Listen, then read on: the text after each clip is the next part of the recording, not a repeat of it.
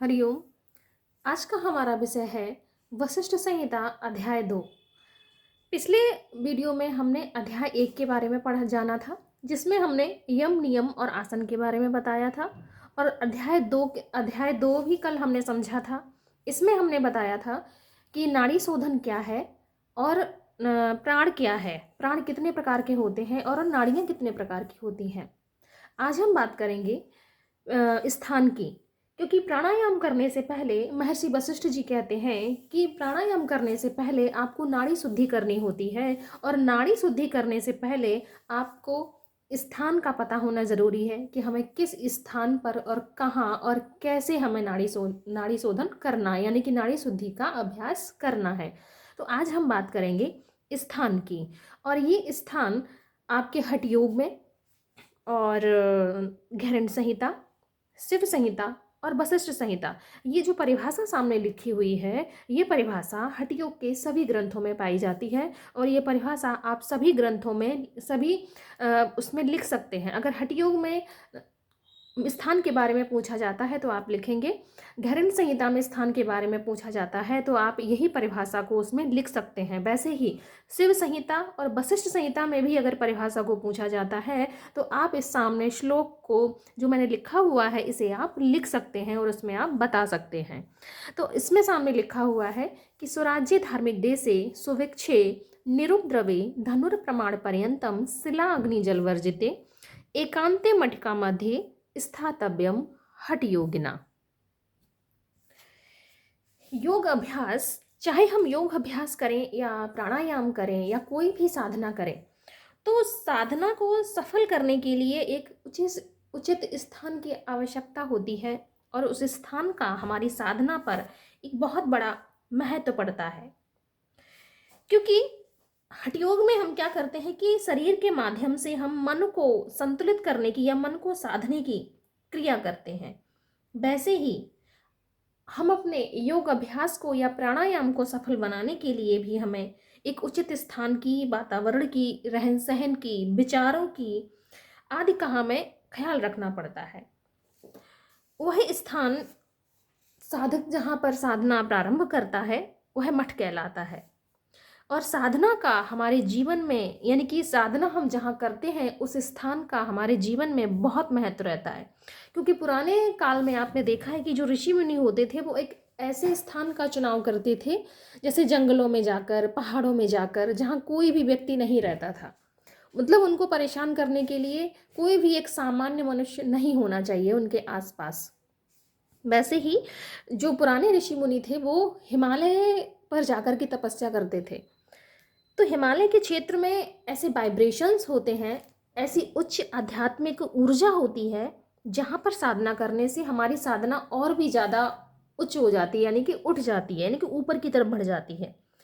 तो आज के ज़माने में हिमालय की पर्वत श्रृंखलाओं में जाने की ज़रूरत तो है नहीं, ना ही हम वहाँ पर जा सकते हैं। लेकिन पहले के ऋषि मुनि जो थे उनमें इतनी शक्ति थी कि वो पर्वत श्रृंखलाओं में, सुदूर दूर गुफाओं में, घने भीषण जंगल में जाकर के तपस्या करते थे। लेकिन जहाँ पर साधकों के लिए एक अपार ऊर्जा रहती थी, एक साधना का, उनको अपनी साधना का एक परम लक्ष्य प्राप्त करना था कि मुझे साधना करनी है। उसके लिए वो चाहे जैसे भी परेशानियाँ आती थी या कठिनाइयाँ आती थी वो उनको सहन करते थे। लेकिन आज के हमारे इस युग में इतना हम सहन नहीं कर पा रहे हैं, हमारी सहन करने की शक्ति थोड़ा कम हो गई है, और ना ही हम हिमालय में जाकर के साधना कर सकते हैं। तो आज के युग में, या कह सकते हैं आज के वातावरण में, इतना संभव नहीं है। लेकिन हम एक ऐसा स्थान बना सकते हैं, हम खुले में जाकर के, शांत स्थान में जाकर के साधना हम कर सकते हैं। तो सामने जैसे लिखा हुआ है कि स्वराज्य धार्मिक देशे, स्वराज्य का मतलब होता है सु माने अच्छा और राज्य माने देश। यहाँ पर राज्य का अर्थ हम देश से लगाएंगे। और आगे है स्वराज्य धार्मिक देशे सुभिक्षे, सु माने अच्छा और भिक्षा माने जहाँ पर हम मांग करके हमें भिक्षा मिल सके, भिक्षा। निरुद्रव्य का मतलब होता है नि माने नहीं, उपद्रव का मतलब होता है जहाँ किसी भी प्रकार का कोई भी उपद्रव ना हो। यानी कि सुराज्य जहाँ का राज्य अच्छा हो, धार्मिक हो, जहाँ पर भिक्षा हमें अच्छी प्रकार से मिल सके, या कह सकते हो कि भिक्षा के लिए हमें बहुत ज़्यादा भटकना ना पड़े, हमें आसानी से कंदमूल फल मिल जाएं, या जहाँ के लोग हमें आसानी से भिक्षा दे सकें, जहाँ के लोग धर्म कर्म को मानने वाले हों, जहाँ का राज्य धर्म कर्म के लोगों से भरा हुआ हो, वह स्थान जहाँ पर प्राकृतिक संपदा हो, जहाँ पर वन्य संपदा से भरा हुआ पूर्ण स्थान हो, जहाँ की जनता भले मन वाली हो, जहाँ के लोग सहज भाव वाले हों, धर्म कर्म को मानने वाले हों, जहाँ के लोग किसी साधक को देख करके या किसी भिक्षुक को देख करके अपने अपनी तरफ से उसे भिक्षा दे सकें, ऐसे स्थान पर जाकर के हमें अपनी कुटिया बनानी चाहिए या अपने मठ का स्थान ढूंढना चाहिए। सुभिक्षा का मतलब है कि जहाँ पर हमें अन्न मिल सके, जल मिल सके, फल फूल कंद का हमें कोई अभाव ना हो, ऐसी जगह हमें अपनी कुटिया बनानी चाहिए। निरुपद्रवी, जहाँ पर किसी भी प्रकार का कोई उपद्रव ना हो। कहते हैं कि हमें भीड़ में, मतलब भीड़ में या कहीं ऐसे स्थान पर या परदेश में किसी पर विश्वास नहीं किया जा सकता। राजधानी में बहुत भीड़ होती है, कोलाहल होता है, प्रदूषण होता है, तो ऐसे स्थान पर भी हम अपनी कुटिया या अपना मठ नहीं बना सकते। जंगल में असुरक्षा की भावना होती है, जंगल में नहीं बना सकते। जंगल में आग लगने का डर, बारिश का डर, और भयानक जीव जंतुओं का डर, सांप बिच्छू का डर, तो ऐसे 3 स्थानों पर हमें अपनी कुटिया या अपने मठ नहीं बनाना चाहिए। मतलब परदेश में जहाँ के लोग हमें जानते ना हो और हम वहाँ जाकर जब साधना करें तो हो सकता है वो हमें देख करके हमारा मजाक बनाए। तो ऐसे स्थान पर भी, दूसरा, हम परदेश में जाकर के किसी पर विश्वास भी नहीं किया जा सकता या हम किसी पर विश्वास नहीं कर सकते। तो परदेश में भी हमें अपनी कुटिया नहीं बनानी है। जंगल में असुरक्षा है तो वहाँ नहीं बनानी है। राजधानी है, राजधानी में भी हमें नहीं बनाना है क्योंकि वहाँ पर बहुत भीड़ होती है, शोरगुल होता है। तो इन 3 स्थानों पर हमें अपनी कुटिया नहीं बनानी चाहिए। योग मठ वह स्थान होता है जहाँ स्वयं को जानने के लिए, अपने चित्त की चंचलता को दूर करने के लिए, अपने मन में उठने वाले विचारों को दूर करने के लिए प्रयास किया जाता है।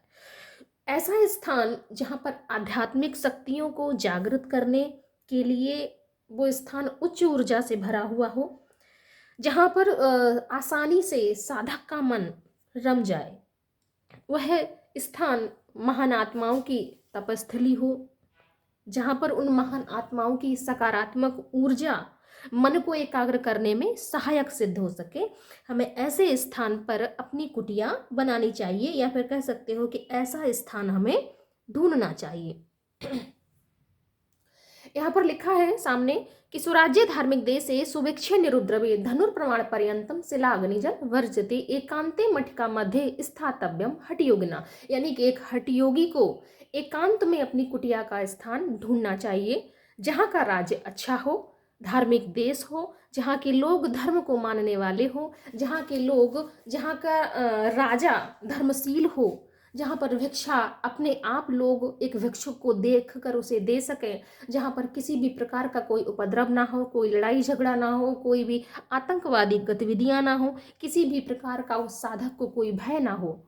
धनु प्रमाण पर्यंतम शिलाग्नि जल वर्जते, यानी कि उसकी कुटिया के चारों तरफ शिला, अग्नि और जल से वो दूर होना चाहिए। यानी कि ऐसा स्थान, धनुर्प्रमाण पर्यंत का मतलब होता है 4 हाथ की दूरी पर, यानी कि जहाँ जिस स्थान को वो ढूंढ रहा है वहाँ से 4 हाथ की दूरी पर शिला, अग्नि और जल होना, मतलब होना चाहिए 4 हाथ दूर उसके होना चाहिए, इतनी दूरी पर कोई पत्थर, अग्नि या जल होना चाहिए। योगी के लिए एक ऐसा स्थान जहाँ पर जप, तप, यज्ञ, पूजन, हवन, भजन, स्वाध्याय, भगवत की चर्चा हमेशा होती रहे, जहाँ पर ध्यान करने के समय कोई भी ना हो, एकांत नदी का तट हो, देव मंदिर हो जहाँ पर कोई शोरगुल ना हो, जहाँ उत्तम और मनोरम वायु बहती हो, संचित होती रहे, गीला या नरम ना हो, गरम ना हो, जहाँ पर भगवान के सुंदर चित्र लगे हों, जहाँ पर किसी भी प्रकार का कोई कंकड़ या बालू ना हो, पुष्प आदि से सुगंधित हो, ऐसा स्थान होना चाहिए।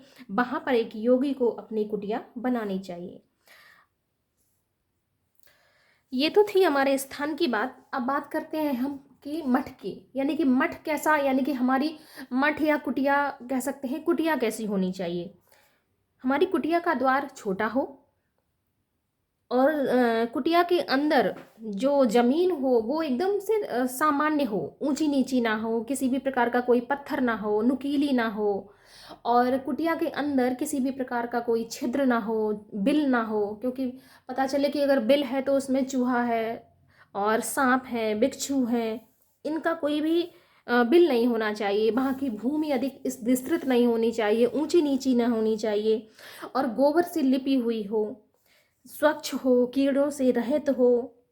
क्योंकि कुटिया में जब हम गोबर जो है वो एंटी बैक्टीरियल का काम करता है। जैसे ही वायु गोबर के संपर्क में आती है तो वो मतलब आधे बैक्टीरिया जो होते हैं वो वहाँ उसमें गोबर में ही लग करके मर जाते हैं। तो इसलिए जो हमारी कुटिया होनी चाहिए वो गोबर से लिपी हुई होनी चाहिए, यानी कि गोबर से पूरा साफ सफाई से युक्त होनी चाहिए। और कुटिया के बाहर मंडप, बेदी और कुआं, साथ ही एक चारों तरफ एक दीवार का घेराव, यानी कि जहाँ पर हम अपनी कुटिया बना रहे हैं उस कुटिया के बाहर एक मंडप होना चाहिए, एक बेदी होनी चाहिए, तथा एक जलाशय यानी कि कुआं होना चाहिए, या छोटा सा कोई कह सकते हैं झील या बुखर होना चाहिए जहाँ पर हम आसानी से पानी पी सकें। क्योंकि जब वायु पानी के संपर्क में आती है तो वो स्वच्छ हो जाती है, सुगंधित हो जाती है, यानी कि पानी भी स्वच्छ हो जाता है। और जो मंडप है वो हमारे पूजा पाठ के लिए होना चाहिए, जहाँ पर हम आराम से पूजा कर सकें। ये तो थी हमारी हठ योग की बात, यानी कि घैरण्य संहिता और हठ प्रदीपिका में इसका वर्णन किया गया है। वशिष्ठ संहिता में स्पेशल रूप से बताया है कि इन्होंने कि पवित्र मंत्रों के द्वारा मन को शांत रखना है, हमें शरीर को शांत रखना है, धैर्य मुक्त बनाना है, धैर्य युक्त बनाना है, समस्त शरीर में भस्म का लेप करना है। बैठने के लिए हमें कुश का आसन, हिरण के चर्म का आसन और शेर की खाल, सिंह की खाल का आसन, ये आसन, अगर ये भी ना हो तो एक मोटा कंबल ये हमारे पास होना चाहिए उस पर बैठने के लिए। साधना आरंभ करने से पूर्व विघ्नहर्ता श्री गणेश जी की पूजा फल, पत्र, पुष्प, जल के द्वारा की जानी चाहिए, ताकि साधना के सभी विघ्न नष्ट हो जाएं।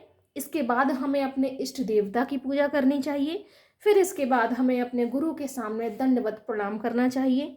फिर हमें अपने नाड़ी शोधन प्राणायाम का अभ्यास करना चाहिए, और इसके लिए हमें उत्तर की ओर या पूर्व की ओर मुख करके बैठना चाहिए। यानी कि जब हम नाड़ी शोधन प्राणायाम या प्राणायाम का हम अभ्यास करते हैं तो हमें क्या करना है, पूर्व की ओर मुख करना है या हमें उत्तर की ओर मुख करके प्राणायाम का अभ्यास करना